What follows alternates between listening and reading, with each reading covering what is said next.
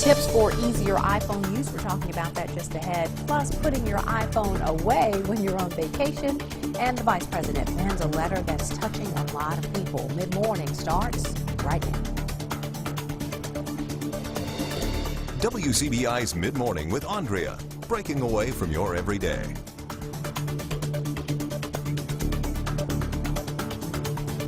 Good morning, everyone. We call them smartphones. That's because we use our phones for anything but making actual calls. Here now is CNET.com with tips for Apple iPhone users who want to get the most out of calls. Got a minute? Here are 4 quick iPhone tips for making and receiving phone calls. Answer all calls on speakerphone by default. Open Settings, find General and look under the Accessibility option. Look for Call Audio Routing and tap it. Now select Speaker as the option. For emergency calls on a locked phone, swipe right to bring up the passcode screen. Tap Emergency and then dial the code such as 911. Some carriers like Verizon, AT&T and Sprint support Wi-Fi calling. Go to Settings and find Phone, then switch on the option. Does your phone live in your pocket? Find out who's calling without seeing the screen by setting a custom vibration pattern. Open a contact and tap Edit. Scroll to Vibration and select Create New Vibration. Tap the screen to make a custom pattern you'll recognize and save when done. In San Francisco, I'm Lexi Savides, CNET.com for CBS News. Had no idea you could do all that to make a call on an iPhone. All right, so with the official start of summer just around the corner, a lot of Americans are thinking about vacations, but not everyone will take them. Nearly 1 in 4 working Americans in 2013 did not have paid time off, that is, and a recent study found that 83% of millennials would rather take multiple short vacations than one long one. Don Daler is in the New Hampshire woods, where a company started by Harvard grad students is trying to revolutionize the way we disconnect. We're good? Ryan Oljars and Meg Lucas are setting out on an adventure 5 months in the making. In January, the couple booked a one-night stay somewhere in the woods. Just 24 hours before leaving, they found out where. It's a 2-hour drive from Ryan's apartment outside Boston, but a world away from their normal lives. It was just kind of really relaxing just to be together and have like nothing else really going on. Just kind of back to your roots. Meg and Ryan's Getaway comes courtesy of a company named Getaway. The startup, aimed at millennials, is part vacation, part social experiment. They built 3 tiny houses that are, well, tiny, and placed them in undisclosed locations in the New England wilderness. It was like staying in a cabin that you would anywhere up in, New Hampshire, Maine, but just on a much smaller scale. Each house is made of wood, powered mostly by solar energy, and comes fully furnished with lofted beds, a hanging chair, kitchen supplies, a stove, towels and bedding, a simple shower and toilet, and board games to play. All the creature comforts of home, jammed into 160 square feet. Did it feel a little cramped to you? No. No, not really. It's actually pretty comparable, if you think about it, to a studio space or size in any city, Boston, New York, whatever. Room service? Not a chance. And out here, expect minimal cell service and no Wi-Fi. It was kind of really nice to not really know what time it was. We ended up spending the night out here. We made some s'mores. We ate dinner. So you were able to virtually disconnect successfully for one night. Oh, yeah. What do you think for a week? I think it would get easier as the days went on. That's exactly what founders Pete Davis and John Staff intended. I like my technology. I like being connected, but I'm also always connected to it unless I actively disconnect. Guests are encouraged to lock away their smartphones and trade surfing social media for soaking in the surroundings. When you get here, you do nothing. You just are in a beautiful tiny house, you're in the woods, and you're with the people you love and your own thoughts. Americans today are taking less vacation time than ever. In 2013, 169 million vacation days went unused, the equivalent of over $52 billion in lost benefits. It's crazy. There's a lost week for Americans where you could be getting away, and you're not. And I'm pretty sure it's not because you love your job and want to stay there. It's because vacations are too hard and too expensive. That's why accessibility and price are important to Staff and Davis. Houses are an easily drivable distance and start at $99 a night. Yeah, this is cool. For Meg and Ryan, it's an alternative to a more traditional vacation, not a replacement. You don't think the resort chains have anything to worry about just yet? No, I don't think so. I think those will always be filled with something, but I do see this as becoming more of a prominent scene for those trying to get away from the city, definitely. Now, Getaway is expanding. 3 more properties are opening this month outside New York City. They hope to have 15 by the end of the summer and are looking into taking it national also. When we come back, a cautionary tale for parents and their teens. Mid-morning, we'll be right back.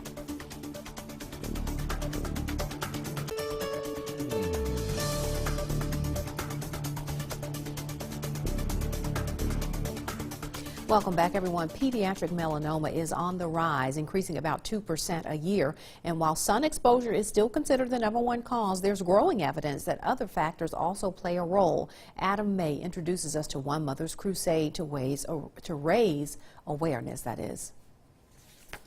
Marianne Bannister lost her daughter Claire to melanoma almost 2 years ago at the age of 17. She should have just finished her freshman year at college, and she's not. And the reason is because nobody put out the word. Claire had a mole on her ankle which developed into melanoma when she was 14. We did everything right. Most cases of melanoma are from sun exposure, but doctors report seeing more cases that are not sun-related. Some of these defects are clearly inherited. Dermatological pathologist Nikki Bravo says researchers are now finding links between melanoma and puberty. Children are growing at that time, their moles are growing. It is certainly possible that that environment plays a role. Samples from adolescents tested in this lab often show melanoma that's deeper, making early detection even more critical. But early detection can be difficult. Wait times to see doctors continue to increase nationwide. So Marianne started the Claire Marie Foundation to raise awareness and sponsor immediate screenings for children. With every kid that has an atypical mole taken off, before it becomes the disease, that's one child that my daughter saved. And it wouldn't have been in vain. She says no child should wait months to see a doctor like her daughter did. Adam May for CBS News, Washington. Now, when caught early, melanomas have a very good prognosis. According to federal data, the 5-year survival rate for melanomas melanomas that haven't spread, that is 98%. All right, Special Olympics holds a special place in our hearts. There is joy and pride and participation, but as Rebecca Cardenas reports, one group gathers every year to cheer on the games. You can really feel the energy coming off every single person that's here tonight, preparing to go for the gold this weekend. But there's one local group whose energy can't be matched. The Dream Team takes what it means to be a cheerleader to new heights. A snowboarder from Neelsville returned to the X Games this past January. It was her 2nd year in a row participating in a... Since day one, Autumn Moan has joined her teammates in bringing joy to crowds across the state. Her mother, Janice Moan, says she's watched her break incredible barriers. She has become a lot more verbal. She says her wants and her needs to other people instead of just saying them to me. International Special Olympics Chairman Tim Shriver made a special appearance at Thursday's opening ceremonies after more than 20 years in his position. He says he's thrilled to see squads like the Dream Team soar. Learning the discipline of cheerleading, learning the training of cheerleading, learning the joy and the enthusiasm of cheerleading. Cheerleaders who will make you redefine what it means to be a source of energy and enthusiasm in a sporting event. Dream Team assistant coach Pam Swope says the sky is the limit for her athletes. Allow our athletes to do what they can do and what they want to do. This certainly goes for all of us here tonight. Autumn's brother Benjamin traveled from San Francisco to watch her perform Thursday. Wow, she just explodes when she's up there. And as she lights up the stage with her teammates, Autumn says she's got the secret to calming her nerves down. Oh, look at the crowd. Representing law enforcement, City of Waukesha Police Officer Officer Nelson will participate in the final leg of the finish run. Cheering her way into Wisconsinites' hearts. Reporting in Stevens Point, Rebecca Cardenas, News Channel 7. All right, coming up next, the most bizarre witness in a murder case. What did the bird see and hear? Mid-morning, we'll be right back.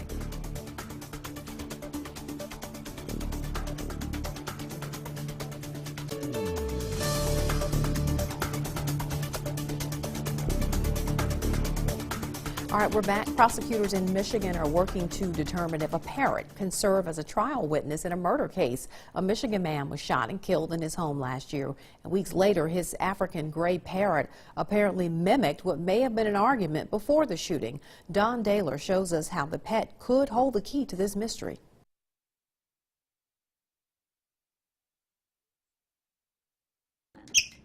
The answer might surprise you. Their communicative abilities are, if you're lucky, about a 2-year-old. But their cognitive abilities are roughly that of a 5-year-old. Come on, sit on my knee. Irene Pepperberg runs the Alex Foundation and the Pepperberg Lab on the campus of Harvard University. She's been studying this species of parrot for 40 years. So in the animal kingdom, where do you think their intelligence lies on a scale, say, with dogs, chimpanzees, dolphins, that kind of thing? They're equivalent to the chimpanzees and the dolphins. So highly intelligent animals. Yes, and people say, oh, their brains are so tiny. But it's not the size of the brain per se, but the size of the brain relative to the size of the creature. So for a 1-pound parrot, the size of the brain is actually enormous. That's Griffin. He's 21 years old, and he's still pretty young for a parrot. On average, African grays can live for 50 years in captivity. Do you think it's at all possible that a bird could hear something said in a moment of violence, retain it, and repeat it? It's possible. Is it likely? Who knows? Birds are much less likely to learn from film or from video than, say, from an interaction. Would I say it's likely? No, but possible, yes. Nylon. The African gray can not only mimic speech, Paper, good boy. they've also displayed the ability to reason and identify. What color? Orange. Orange, good bird. Say if their human friend was being attacked, would they be more prone to like a hypervigilant memory of that situation, do you think? They could. Huh? Try. So it's possible that this bird witnessed the murder, heard what was said, but being able to prove that in a court of law. Would be very difficult, yeah. Powerful words from the victim of the Stanford sexual assault case are inspiring a lot of people to speak out about it. Actress Cynthia Nixon is among the celebrities, journalists, and politicians sharing the victim's letter to her attacker by reading it out loud. Vice President Joe Biden has joined the growing chorus of support. Josh Elliott shows us the Vice President's moving letter that calls the victim, a warrior. Vice President Joe Biden responded to the anonymous victim's searing impact statement with a powerful message of his own. "I do not know your name, but I will never forget you," Biden wrote. "Your words will help people you've never met and never will. You've given them the strength they need to fight. And so, I believe, you will save lives." The 23-year-old woman was sexually assaulted on the Stanford campus after attending a party in 2015. The 6-month sentence given to her attacker, Brock Turner, has sparked national outrage. In his letter, Biden also addressed controversial remarks written by Turner's father. "You will never be defined by what the defendant's father callously termed 20 minutes of action," Biden wrote. "His son will be." No means no. The vice president has long championed sexual assault justice and prevention. He was the first person to put a violence against women advisor within the White House. And this is something where he looked at the stats and said, this is not getting better. 26 years ago, then Senator Biden wrote the Violence Against Women Act. It's on us, all of us, to stop sexual assault. He helped to lead the White House campaign It's On Us in 2014. And during this past February's Academy Awards, he encouraged bystanders to step in. Take the pledge, a pledge that says, I will intervene in situations when consent has not or cannot be given. Biden's letter also called for fundamental change in campus culture, an issue he's taken on before. Get this straight, never is it appropriate for a woman to ask, what did I do? The question is, why was that done to me? Coming up, handmade with pride from the state of Texas. What else but boots? We'll show you next on MidMorning.